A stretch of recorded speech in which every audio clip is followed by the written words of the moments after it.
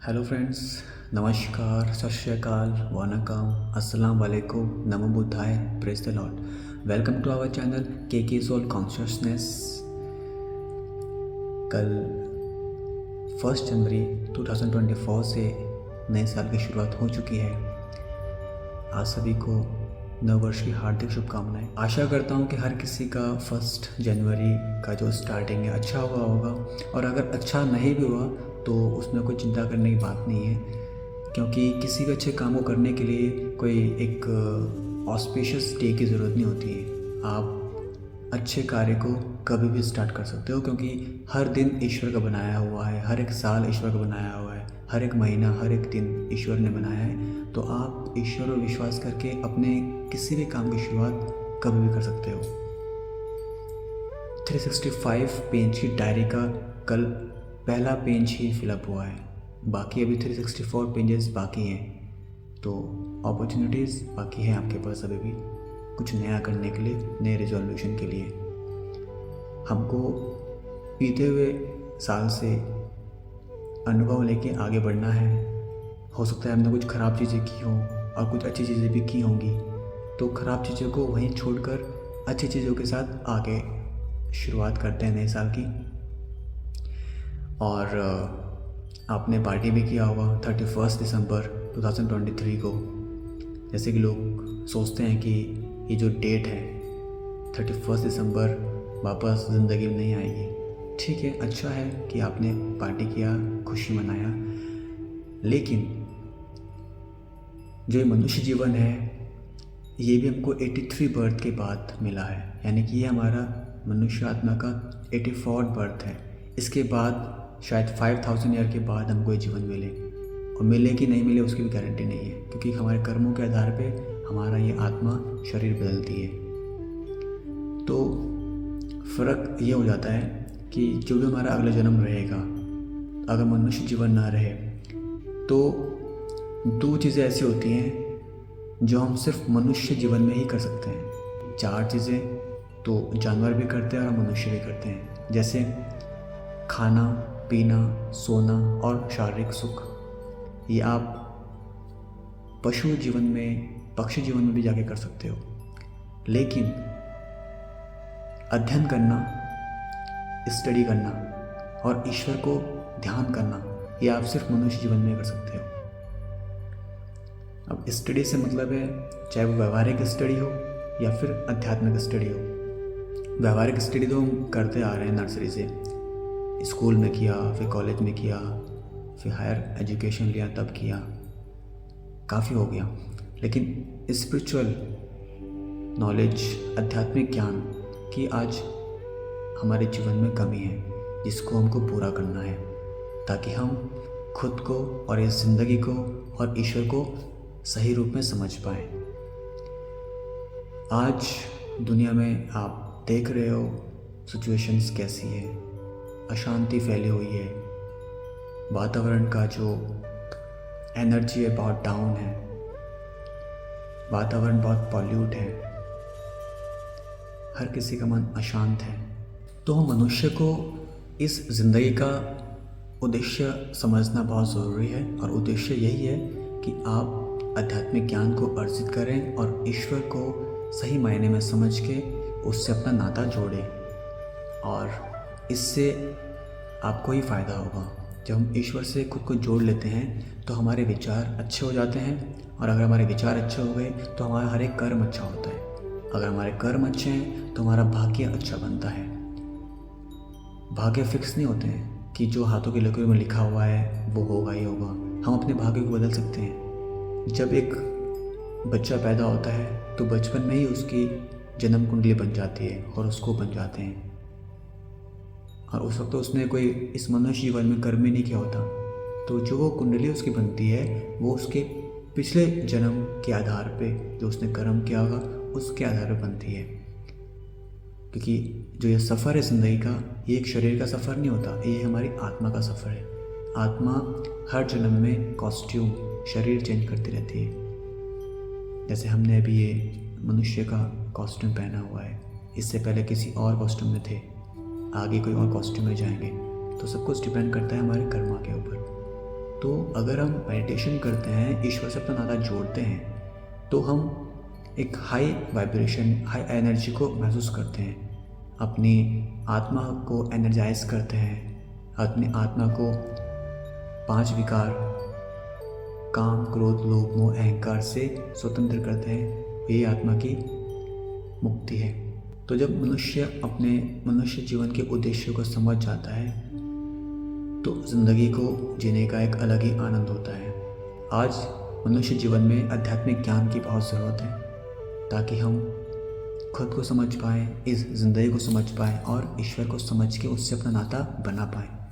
आज पूरी दुनिया में जो स्थिति है बहुत अशांति की है। लोगों का जो बिहेवियर है एनवायरनमेंट की एनर्जी को बहुत डाउन कर रहा है। आज मनुष्य में depression, tension, anxiety, conspiracy, criticism, comparison, jealousy, बस हर एक मनुष्य आगे बढ़ने की चाहत में है और वही बहुत फास्ट, बहुत तेज़ी से। आगे बढ़ना अच्छी बात है, पर अगर वो आगे बढ़ने से हमारी मानसिक अवस्था ख़राब हो जाए, हमारे रिश्ते ख़राब हो जाएं, या हमको कोई ऐसी कोई बीमारी लग जाए, तो उस आगे बढ़ने का फ़ायदा क्या। आज हम दुनिया में काफ़ी लोगों से मिलते हैं, कुछ उसमें स्ट्रेंज होते हैं, उनके साथ काम करते हैं, तो हर एक इंसान की मन की स्थिति अलग है। कोई बहुत कमज़ोर है।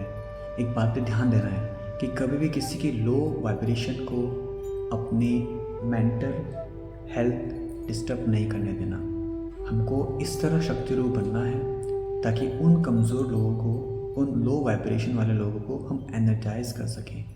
उसके लिए हमको खुद मेडिटेशन करना होगा, योग करना होगा ईश्वर से, और अपनी आत्मा को ईश्वर से एनर्जाइज करना होगा। खुद शक्ति रूप बनकर हम और लोगों को शक्ति प्रदान कर सकते हैं, एनर्जाइज कर सकते हैं। आज हम मनुष्य की जो बैटरी है आत्मा की बहुत डिस्चार्ज है, मन की अवस्था बहुत डाउन है, तो आज हमको अपनी आत्मा को ईश्वर से कनेक्ट करके चार्ज करने की बहुत ज़रूरत है। और साथ साथ में हमको उस चार्ज बैटरी को डिस्चार्ज नहीं होने देना है किसी और लो वाइब्रेशन से। किसी की भी मन की स्थिति से अपनी मन की स्थिति को ख़राब नहीं करना। हमको हमेशा अपनी स्व स्थिति में रहना है, पर स्थिति में नहीं रहना। अपनी स्व स्थिति में रहकर ही हम किसी की प्रॉब्लम को सॉल्व कर सकते हैं। किसी की प्रॉब्लम को सुन के अगर हम भी परेशान हो जाएं तो फिर तो कोई फ़ायदा नहीं है, कुछ आप सॉल्यूशन नहीं कर पाओगे। उस सर्वशक्तिमान परमात्मा से कनेक्ट करके खुद को शक्ति लें और तमाम अनेक आत्माओं को वो शक्ति दान करें। जब हमारा माइंड डिस्टर्ब हो जाता है तो हमारा बिहेवियर, हमारा ज़ुबान भी डिस्टर्ब हो जाती है। तो हमको किसी की भी मन की अवस्था से अपनी मन की अवस्था को बदलना नहीं है। हमको किसी मनुष्य का इमोशनल इन्फेक्शन नहीं लेना है। इनफैक्ट हमको उनको हील करना है, उनको एनर्जाइज करना है खुद के पॉजिटिव थॉट से, खुद की पॉजिटिव एनर्जी से। वो ऊर्जावान हमको बनना है। हम मनुष्य को हमेशा ये संकल्प करना है कि हम एक पवित्र आत्मा है और ईश्वर की संतान है, और हम में वो क्षमता है ईश्वर से शक्ति को लेकर और अन्य आत्माओं को शक्तिवान बनाने की। आज हर एक मनुष्य मोबाइल का यूज़ करता है और उसको मालूम है कि मोबाइल को यूज़ करने के लिए बैटरी को चार्ज करना बहुत ज़रूरी है ताकि पूरा दिन भर हम यूज़ कर पाएँ फ़ोन को। तो जिस बॉडी ने उस फ़ोन को इस्तेमाल करना है, हम कभी उसके बारे में सोचते हैं कि हमारी बॉडी को भी चार्ज करने की ज़रूरत है। आज हमारी मनोदशा जो ख़राब है, anxiety, depressions, criticism, comparison, jealousy, उसकी मेन वजह यही है कि हमारी आत्मा की जो बैटरी है बहुत डाउन है। तो हमको आज आध्यात्मिकता की बहुत ज़रूरत है ताकि हम सही मायने में ईश्वर को समझ पाएँ और उनसे अपना नाता जोड़ पाएँ, उनसे ध्यान लगा पाएँ, मेडिटेशन कर पाएँ, योग लगा पाएँ। जो आज हमारी आत्मा में 5 विकारों की जो धूल जमी हुई है उसको हमको साफ करना है। काम, क्रोध, लोभ, मोह, अहंकार ने धूल की परत जमाई हुई है हमारी आत्मा के ऊपर। आज हमको संकल्प लेना है इस नए साल से कि हमको अपनी आत्मा को स्वतंत्र करना है इन 5 विकारों से। और ये सिर्फ ईश्वर को याद करके उससे अपना संपर्क स्थापित करके ही हो सकता है, ताकि हम व्यक्तिगत रूप में अपनी रचनात्मक शक्तियों को इस्तेमाल कर पाएँ और इस समाज को परिवर्तन कर पाएँ। और फिर धीरे धीरे पूरा वातावरण हमारा पॉजिटिव हो जाएगा। आज दुनिया में तरह तरह की शारीरिक बीमारियां फैली हुई हैं, लोग मानसिक बीमारियों से भी ग्रस्त हैं।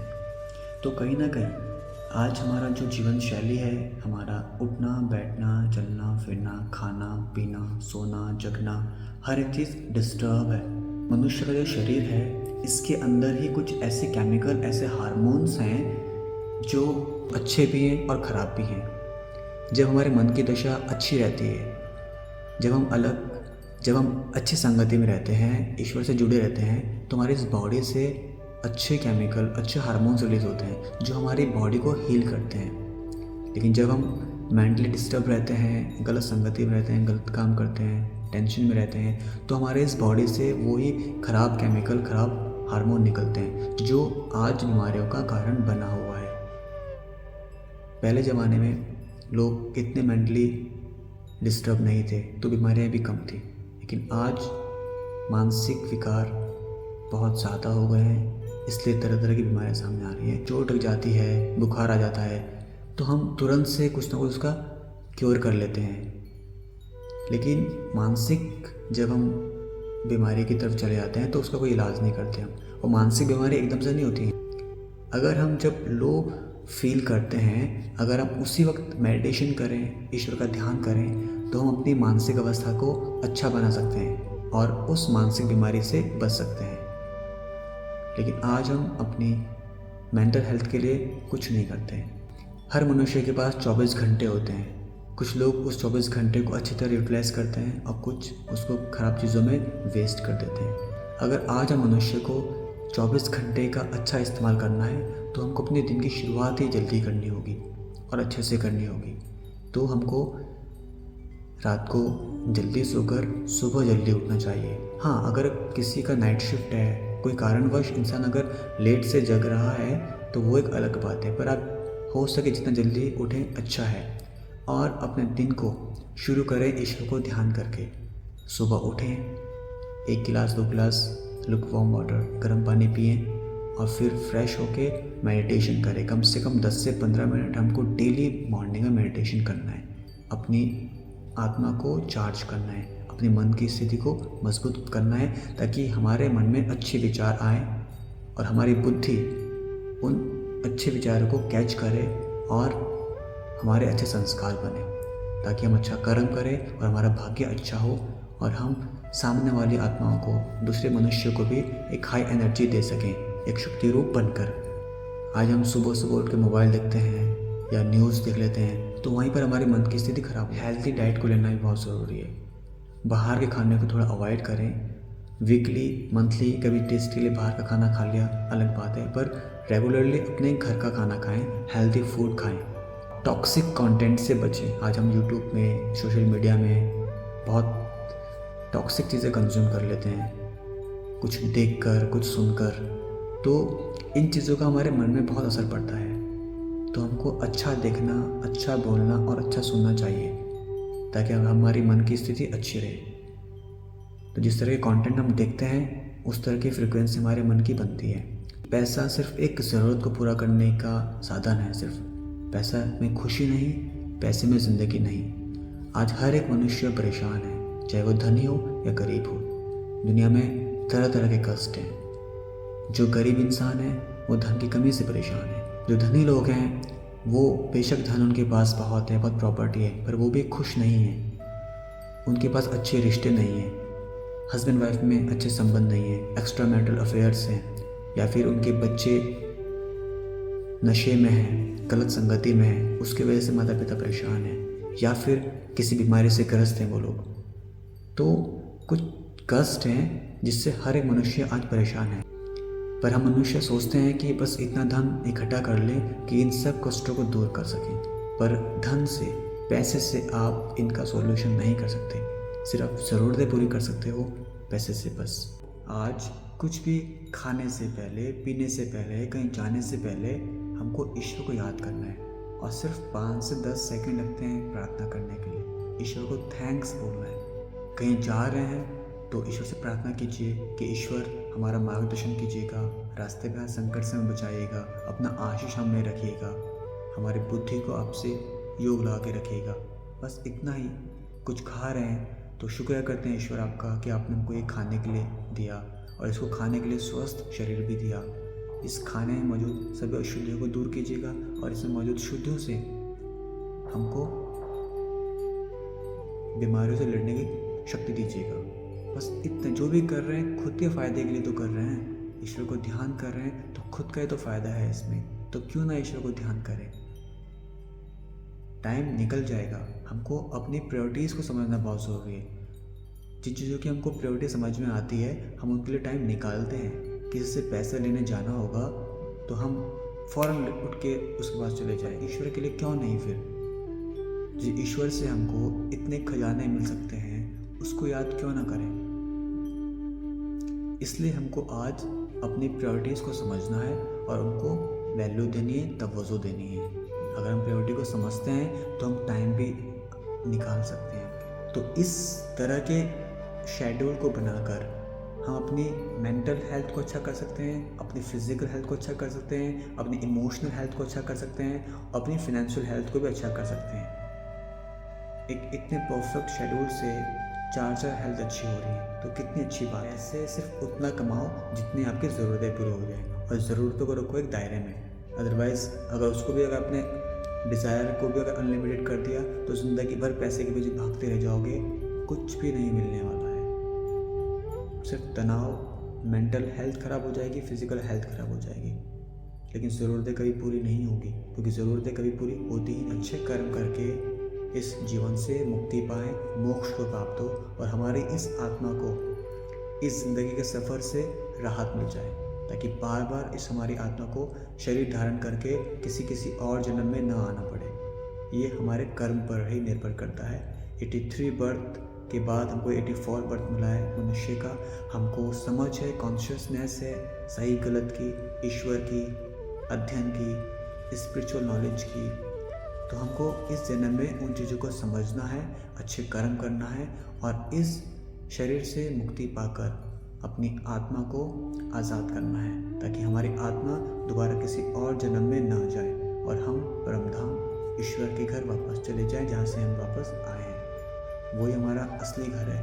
ये सिर्फ एक प्लेटफॉर्म है कुछ एक्ट करने के लिए। यहाँ पे हम कुछ टाइम के लिए आते हैं और अपने अपने एक्ट को प्ले करके वापस चले जाते हैं। यही ज़िंदगी है।